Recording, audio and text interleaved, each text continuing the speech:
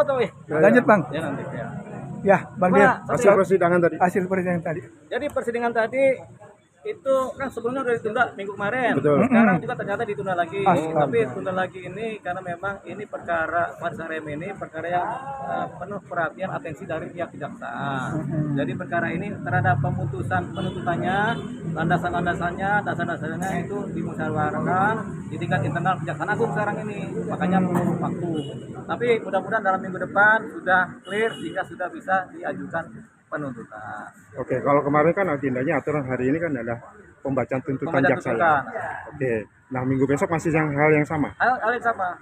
Kalau seandainya ada pengunduran lagi dari pihak jaksa, Nggak apa-apa juga, berarti kan belum siap. Kita harus menghormati dong pekerjaan penegak hukum yang belum siap mengerjakan sesuatu. enggak, tidak ada unsur misalnya Tidak. main-main atau apa dari Tidak ada, pihak itu malah jaksa. mereka serius. Makin dia tunda, makin serius ini pekerjaan. Gitu. Jadi kalau dalam ilmu hukum gitu, makin cepat, oh ini ternyata enteng-entengan, tapi makin lambat, makin hati-hati.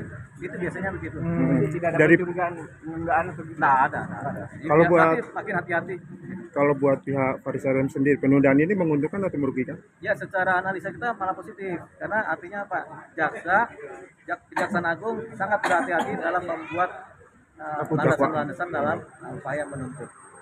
Artinya bahwa pihak jaksa masih mencari celah-celah apa yang bisa Bukan, dibacakan jaksa nanti. akan bijak, bukan mencari celah. Mereka akan bijak mana yang sudah sepantasnya, mana yang tidak sepantasnya. Mereka akan cari yang sepantasnya bagaimana. Gitu ya. Oke. Harapan pembela Faris RM apa nih, Bang? Pada Ya harapannya tetap si Faris RM ini dituntut untuk rehabilitasi. dan tidak ada penundaan lagi besok.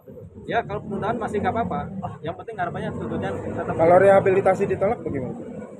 Kan dia pengguna, kan korban, harus direhab tuh. Kalau ditolak mau jadi apa dia? Mau dibunuh? Kan di penjara sama dengan dibunuh. Begitu. Oke. Ya. Siap. Oke. Makasih banyak. Ayo. Oke. Sekarang udah gampang putus dikaitkannya ya. Gibran. Kenapa? Karena pemilihan Gibran Prabowo itu kan pemilihan yang demokratis, yang disahkan berdasarkan undang-undang. Jadi ya sudah, apalagi sudah menang secara kasat mata 58%, jadi ya nggak bisa dipapain. Gitu. Kecuali Wapres maupun Presiden itu bertindak menyalahi atau melanggar undang-undang gitu. Atau tidak bisa menjalankan kegiatannya dalam jabatannya. Jangan sakit berkepanjangan ya. Pesan buat Roy Suryo CS Pak.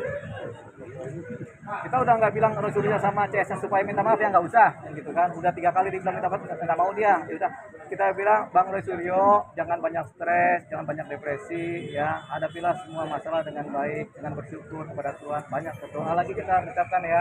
Tapi yang paling penting jangan kemudian dia stres dan depresi, nanti bahaya. Orang kalau depresi kan kalau salah bisa bunuh diri.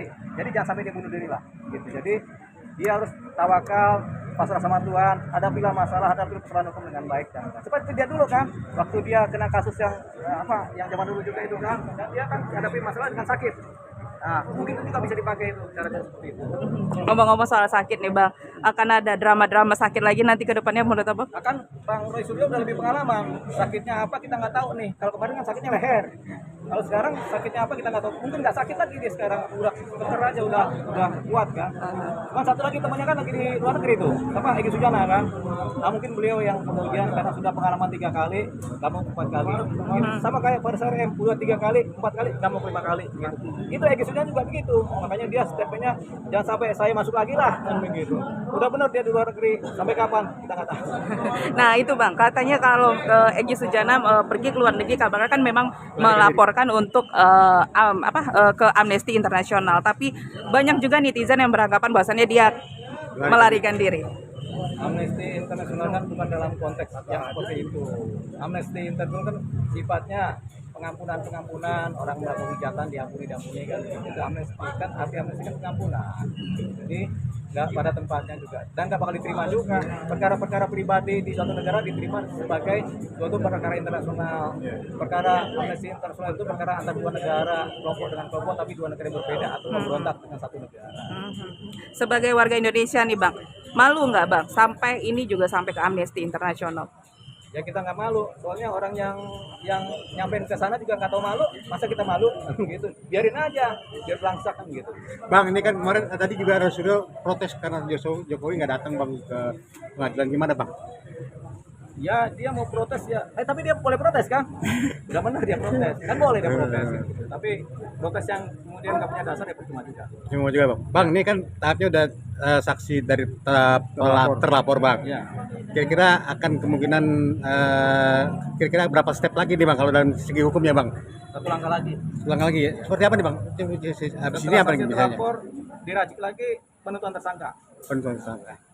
Terus penentuan tersangka pemanggilan lagi atau gimana bang? Iya, penentuan tersangka, pemberkasan P21 atau pemberkasan kejaksaan atau kemudian bisa ditahan kalau ada pasal yang memenuhi unsur untuk dia ditahan. Apakah bisa akan ada pemanggilan lagi atau langsung P21 atau gimana? Panggilan tersangka. Pemanggilan tersangka, langsung pakai baju oranye gitu katanya bang. Ya bisa, Nah. bisa. Suka-suka yang ngomong. Bertanya bang. Oh, bertanya. Iya biasa kan begitu bang. Iya, iya. Terus langsung P21 atau gimana? Ya Bang? tergantung jaksa lagi kan nanti kirim berkas ke jaksa P21 atau tidak kan begitu. Tapi jaksa biasanya kerja cepat juga. Apakah Jokowi dia akan dipanggil lagi nggak usah atau setelah? Ya udah nggak perlu kan dia Nggak udah perlu. di BAP sebagai Udah. pelapor dalam penyidikan. Saksi pelapor juga belum, nggak usah juga Ya bang. saksi pelapor kan sudah. Udah berarti Panggil itu juga. terakhir bang, Ya, babak final terakhir berarti. ini final ini. Tinggal penentuan tersangkanya saja. Kira-kira berapa lama kira-kira bang? Ya. Bang kira-kira berapa lama bisa? Ya bisa seminggu ke depan, bisa 2 minggu ke depan ya kita tunggu aja lah. Oke, Bang, tadi kan saya dari Polda itu. Nah, pengacara siapa Konsido ini. Oke, pengacara biasanya menilai bahwa proses hukum yang ada ini penuh rekayasa. Seperti yang tadi, saksi terlapor dipanggil nanti periksa tapi penyidiknya nggak ada segala macam. Nah, seperti dimain-mainkan gitu. Ya, nggak ada. Semua konsidental sifatnya.